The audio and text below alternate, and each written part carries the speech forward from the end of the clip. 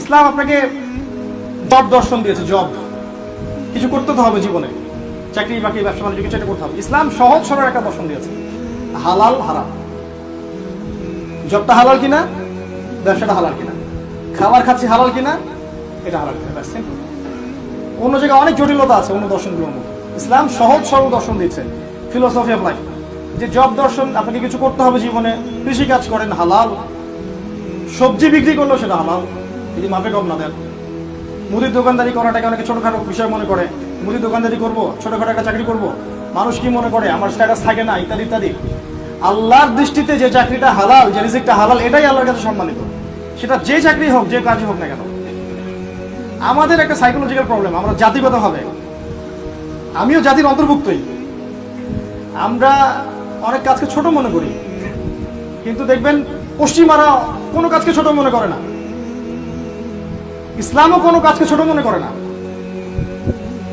ইসলাম তো প্রতিবেশীকে, এই যে পায়ের, ছাগলের পায়ের খুর এটুকু হাদিয়া দেওয়াকেও তুচ্ছ মনে করতে নিষেধ করেছেন। নবী সাল্লাল্লাহু আলাইহি ওয়াসাল্লাম বলেছেন যে কেউ যদি ছাগলের পায়ের খুর তোমাকে হাদিয়া দেয়, এটাকে ফিরিয়ে দিও না, এটাকে ছোট মনে করো না। তুমি তোমার ভাইয়ের সাথে হাসি মুখে সাক্ষাৎ করাটাকেও ছোট মনে করো না। রাস্তা থেকে কষ্টদায়ক বস্তু সরিয়ে ফেলাকে ছোট মনে করো না। আমরা অনেক কাজকে ছোট মনে করি, যে এত চাকরি বাকরি করলাম, এখন মানে এত পড়াশোনা করলাম, এখন ব্যবসা করব। আপনার ব্যবসাটা হালাল কিনা, এটাই আল্লাহর কাছে সবচেয়ে বড় কথা। আপনার জবটা হালাল কিনা, আপনি আপনার জবে আল্লাহর বিরুদ্ধে কিছু করছেন কিনা, মানুষকে ঠকাচ্ছেন কিনা, দুর্নীতি করছেন কিনা, এটা বড় কথা। কত টাকা স্যালারি পাচ্ছেন, এটা বড় কথা।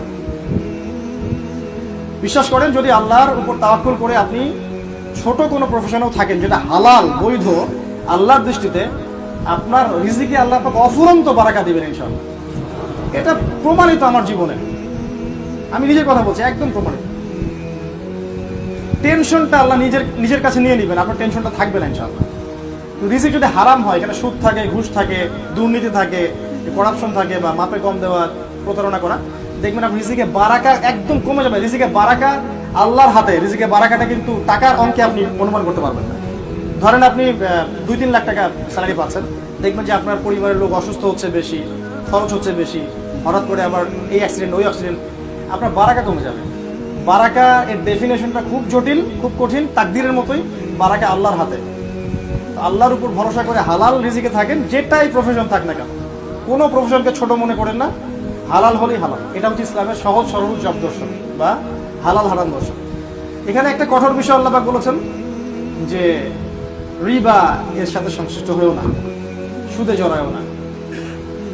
আল্লাহ বলেছেন এটা আল্লাহ এবং তার রাসূলের সাথে যুদ্ধ করার মতো পাবে। মায়ের সাথে জিনা করার মতো অপরাধ এবং 36টা মেয়েকে রেপ করার মতো অপরাধ, এগুলো দলিল আছে সবগুলো। তো এগুলো থেকে আমরা বেঁচে থাকি, আল্লাহ পাক তৌফিক দান করুন।